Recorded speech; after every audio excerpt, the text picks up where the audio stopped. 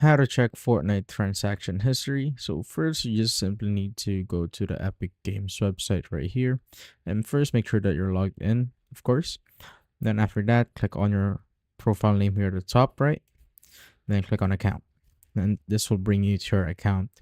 You just simply need to wait. And once you are here, you just simply need to click on transactions here at the left side. And wait for it to load. And as you can see, you can now see all of the transactions that you have done right there. So it could date up to, as you can see, I already have mine from 2022, which is long ago already.